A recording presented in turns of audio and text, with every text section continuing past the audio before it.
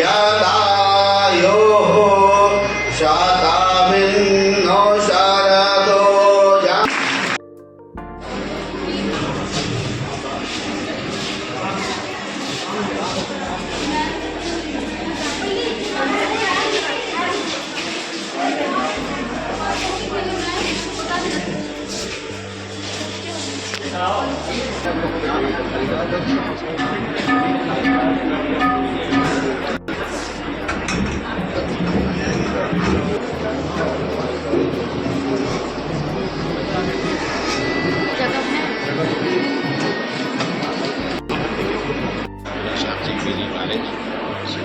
Sir आज world ozone day मना रहे हैं, क्या कहना चाहेंगे सर आपके कॉलेज में? आज ओजोन के विषय में हम लोग बात देखेंगे। हमारे चीफ गेस्ट के रूप में विकासनाथ जी, मंजू सिंह जी, दामेश्वर सिंह जी, बहुत सारे और सारे साहब तो हमारे खास आचार्य हमारे बहुत छात्र हैं। मैं विभागाध्यक्ष भूगोल विभाग उदय प्रताप कॉलेज से हूँ। हम ओजोन दिवस आज मना रहे हैं। बहुत सारी चीज़ें, बहुत सारी खामियां हैं, ओजोन परत क्षरण हो रहा है तो, लेकिन मैं पूरे सभी से ये कहना चाहती हूँ, नई पीढ़ी से कहना चाहती हूँ कि इस सब का समाधान हमारे प्रकृति में है, हमारे उपनिषद में है, हमारे वेद में है। अगर हम अपनी जीवनचर्या को अपने वेदों की ओर वापस लौटें, प्रकृति का पूजन जो हम करते हैं उस तरफ वापस अगर लौटते हैं तो निश्चित रूप से हम कहते हैं कि हमारी भारतीय संस्कृति में सभी चीज़ों का समाधान हम पूरे विश्व में खोजते हैं, लेकिन सभी का समाधान भारतीय संस्कृति में है। और हम देखते हैं कि हम अपने परंपरा के माध्यम से वृक्षों का पूजन करते हैं, जल संरक्षण हम स्वयं करते हैं, वो हमारे कार्य, हमारी धार्मिक कार्य में निहित है। तो अगर हम उधर वापस लौटते हैं तो ओजोन परत क्षरण, जो कि अब वैज्ञानिक रूप से ये देखा भी गया है कि कुछ चीज़ें अब सुधर रही हैं, लेकिन फिर भी अगर हम जीवनचर्या को अपने सुधार दें तो ओजोन परत क्षरण यानी पूरा पर्यावरण पुनः सही हो जाएगा, पुनः शुद्ध हो जाएगा। तो निश्चित रूप से हमारा जो नया वर्ग है, युवा वर्ग है, उसको अपनी पुरानी परंपराओं की ओर अवश्य लौटना चाहिए, क्योंकि पुरानी परंपराओं की ओर लौटने से हमारा विकास कहीं भी नहीं रुकता है, विकास आगे की ओर बढ़ता जाता है। बस मुझे यही समझता है। बता दीजिए। और ये जो ओजोन परत कार्यशाला का आयोजन है, इसका उद्देश्य क्या है? पहले मैं अपना इंट्रोडक्शन बताता हूँ जी। मेरा नाम पृथ्वीश नाग है, Shilpa group of education institution and school से मैं इससे पहले महात्मा गांधी काशी विद्यापीठ का मैं कुलपति रहा। सर आज वर्ल्ड ओजोन डे मना रहे हैं, क्या कहना चाहेंगे इसको लेकर? ओजोन डे के बारे में हम लोगों को चर्चा करने की ज़रूरत है, क्योंकि आजकल अर्थ सिस्टम साइंस की स्टडी के बारे में बहुत चर्चा रहती है। इसमें भी ओजोन का महत्वपूर्ण भाग है, उसके कारण बहुत सी चीज़ें हो सकती है, उसके बारे में आप लोग सब चर्चा करेंगे। उसके नुकसान क्या है और फ़ायदे भी क्या हैं, दोनों चीज़ें हम लोग डिस्कस करेंगे और देखेंगे कि उधर रिसर्च या उनको प्रिकॉशन या स्ट्रेटजी क्या बनाना है, इसके बारे में चर्चा करेंगे। सर चर्चा में कौन कौन से कहाँ से लोग शामिल हुए हैं आप? प्रोफेसर सिद्दीकी है इलाहाबाद से, जोगवंशी जी है BHU से, प्रोफेसर हौसला प्रसाद जी है, पहले नेहरू में थे, मंजू जी है और UP कॉलेज से है, और तारकेश्वर सिंह जी है और जौनपुर से। सर वर्ल्ड ओजोन डे मनाने का रीज़न क्या है? इसका वर्ल्ड ओजोन डे मनाने का रीज़न क्या है? जो कहा जाता है कि ह्यूमन एक्टिविटीज़ बढ़ रही है, बढ़ने के कारण बहुत से एंथ्रोपोजेनिक एक्टिविटीज़ हो रही है, जिससे कि ओजोन लेयर में पतली होती जा रही है। इससे विकिरण के कारण जो प्रॉब्लम्स हैं एनवायरनमेंट में हो सकती है, कितनी हो सकती है, क्या हो सकती है, क्या साइंटिफिक डेटा है, इसके बारे में हम लोग चर्चा करने की कोशिश करेंगे। जो हो रहे हैं अखिलेश रघुवंशी, मैं director institute of environment research people development, Kashi Hindu विश्वविद्यालय। आज ओजोन दिवस मनाया जा रहा है और इसके बारे में मैं तो इतना कहना चाहता हूँ कि ये ओजोन दिवस मनाना इसलिए समाचीन है कि ये ऐसा एक ओजोन क्षरण को रोकने का जो विश्व ने समुदाय ने कार्य किया, वो एक ऐसा उदाहरण है कि अगर सारे देश एक साथ मिल जाए, विज्ञान की चीज़ों को अगर मानने लगें, तो कोई भी विश्व की समस्या है उसका निदान हो सकता है। और अभी 2 दिन पहले यूनाइटेड नेशंस की एक संस्था के द्वारा बताया गया है कि अगर हमारे प्रयास इसी तरह से चलते रहे तो इस सदी के मध्य तक आते आते ओजोन क्षरण का जो नाश था वो समाप्त हो जाएगा। तो ये एक बहुत बड़ा मैसेज है कि हम पर्यावरण की समस्याओं को समझें, उसके बारे में नीतियाँ तैयार करें और विश्व समुदाय को अगर हम एक प्लेटफॉर्म पे ले आएँ तो कोई भी समस्या हो, चाहे क्लाइमेट चेंज हो, चाहे ग्लोबल वार्मिंग हो, चाहे वो जीव जंतुओं का जो विनाश हो रहा है, बायोडाइवर्सिटी लॉस हो रहा है, सारी समस्याओं का समाधान हो सकता है। इसी पॉजिटिव नोट के साथ मैं कहना चाहूँगा कि इस तरह के दिवस को मनाना बहुत महत्वपूर्ण है कि हमें याद दिलाता है कि हम मिलजुल के बहुत सारी समस्याओं का समाधान कर सकते हैं। है सबसे नीचे परत को परिवर्तन मंडल को ओजोस्फीयर कहते हैं, उसके ऊपर समताप मंडल, फिर ओजोन मंडल। यहाँ ओजोन मंडल की बात करना है।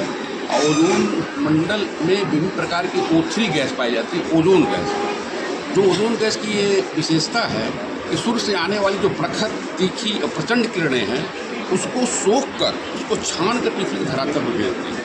इसीलिए यहाँ मनुष्य जो है, यहाँ की वनस्पतियाँ इस रूप में हैं। अगर में ये ओजोन परत नहीं रहता तो यहाँ के लोग चर्म कैंसर के मरीज हो जाते, पैदा होते तो टेढ़े मेढ़े रूप में पैदा होते, विभिन्न प्रकार की दिक्कतें, आँख की रोशनी चली जाती, धुंधलापन दिखाई देता, इस तरह की दिक्कतें आती। यह कह सकते इस तरह का जीवन हो ही नहीं पाता। इसलिए हमें ओजोन परत के संरक्षण पर ध्यान देना है और जो ओजोन गैसें हैं, माने ओजोन गैस को नष्ट करने वाली ग्रीन हाउस गैसें हैं, उस पर प्रतिबंध लगाना है। उसी संदर्भ में आज ये हो रहा है, जिसको हम लोग आगे बताएंगे। ठीक है, क्या कहना चाहेंगे आज के कार्यक्रम को लेकर? आज का जो वन डे वर्कशॉप ओजोन दिवस का जो ऑर्गेनाइज किया, यह हम अपने संस्थान के माध्यम से इस पूरे बनारस के परिवेश के, उत्तर प्रदेश और विश्व को संदेश देना चाहते हैं कि ओजोन दिवस का अगर संरक्षण नहीं हुआ, जो हम उपलब्धियाँ प्राप्त करते हैं वो किसके लिए प्राप्त करें? आने वाली पीढ़ी के लिए।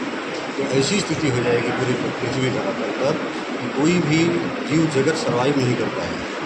तो इसके अवेयरनेस प्रोग्राम चलाने के लिए हम बच्चों के माध्यम से, शिक्षा से ही आप किसी कुरीति को, किसी अंधकार को आप दूर कर सकते हैं।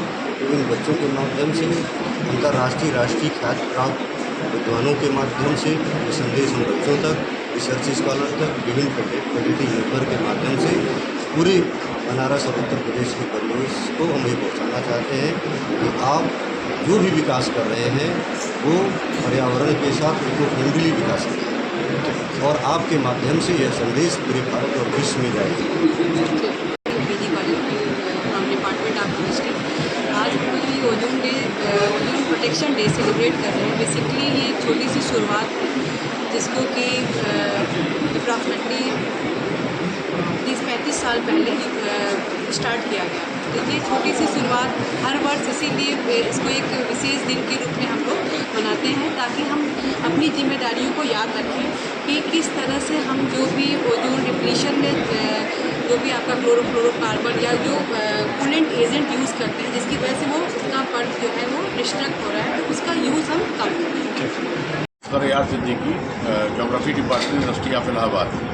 सर आज वर्ल्ड ओजोन डे मना रहे हैं, क्या कहना चाहेंगे इसको लेकर? आज हम ही नहीं मना रहे हैं बल्कि पूरा विश्व जो है ओजोन दिवस मना रहा है, क्योंकि ओजोन दिवस के बारे में सबसे पहला जो शोध पत्र 1985 में ब्रिटिश अंटार्कटिका सर्वे में एक डॉक्यूमेंट्री शोध पब्लिश हुआ था। उसके बाद 1987 में मॉन्ट्रियल प्रोटोकॉल में साइन हुआ था कि जिस प्रकार से पूरे विश्व में जनसंख्या बढ़ रही है और CFC जो गैसेस हैं और नंबर ऑफ़ व्हीकल्स या जितने भी उत्सर्जन जैसे use of refrigerator and air condition जिस तरह से बढ़ रहा है, और इसी तरह से अगर हम एनर्जी को कंज्यूम करते रहें और आने वाली पीढ़ियों के बारे में नहीं सोचेंगे तो हमारा जो ओजोन लेयर है उसकी परत जो है वो पतली होगी और हमारी जो लोगों को नुकसान पहुंचाने वाली जो गैसेस हैं वो सस्टेनेबिलिटी पे खतरा डालेंगी।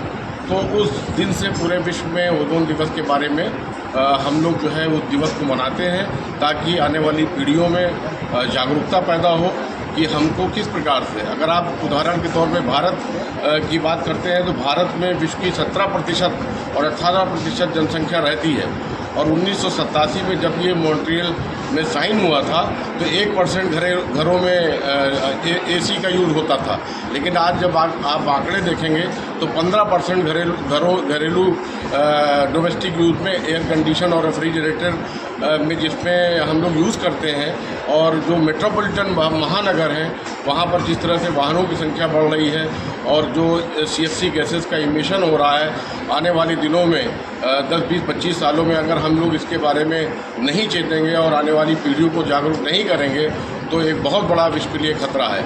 और भारत के संदर्भ में ऐसे अगर आप दुनिया से इसको तुलना करेंगे तो डेवलप्ड कंट्रीज़ जो हैं वो सबसे ज़्यादा उत्सर्जन करते हैं, भारत उसकी तुलना में तो कम उत्सर्जन करता है, लेकिन भारत में इसलिए इम्पॉर्टेंट है कि 2.4% जोग्राफिकल एरिया जो विश्व में भारत रखता है, और उसमें हर 6वां व्यक्ति विश्व का जो है वो भारतीय है, 17% ग्लोबल पॉपुलेशन भारत में रहती है।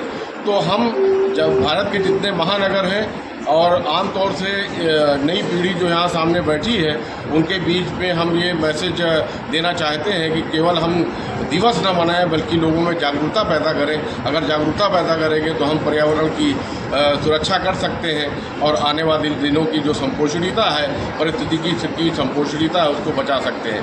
तो इसलिए मैं घनश्याम पीजी कॉलेज जो यहाँ पर एक बहुत बड़ा अच्छा कॉलेज है, और आपको मैं बधाई देना चाहता हूँ श्री नागेश्वर जी को और आनंद जी को, क्योंकि पूरी दुनिया में हम लोग विदेशों में भी जाते हैं, आज ग्लोबल वार्मिंग, क्लाइमेट चेंज और सस्टेनेबिलिटी पर बहस हो रही है, तो उन्हीं टॉपिक पर जलवायु की चरम घटनाएं और climate change, global warming, extreme weather event से जो इम्पैक्ट है, जो सस्टेनेबिलिटी हो, चाहे एग्रीकल्चर की सस्टेनेबिलिटी हो, इकोलॉजी की सस्टेनेबिलिटी हो, उन पर बहस हो रही है। और उसी टॉपिक पे 16 सितंबर के दिवस पे आपने उस टॉपिक को चुनते हुए यहाँ पर हमारे farmer surveyor general of India और 3 बार कुलपति रहे प्रोफेसर सतीश नाग जी हैं, तारकेश्वर जी हैं, और हमारे हौसला जी हैं, बहुत बड़े बड़े मंजू जी हैं, तो बहुत बड़े जोग्राफरों को यहाँ पर एक बुलाकर और हमारे जो स्टूडेंट हैं UG PG के, उनके बीच में एक गोष्ठी और एक कॉन्फ्रेंस के रूप में कर रहे हैं। तो मुझे लगता है कि इसका संदेश हमारे समाज में जाएगा और हम लोग पर्यावरण की सुरक्षा करने के लिए आगे और अपनी बात पहुंचाते रहेंगे, क्योंकि अगर कोई बदलाव भारत में आता है तो भारत अपने बदलावों से पूरे विश्व को बदलने की क्षमता रखता है। धन्यवाद।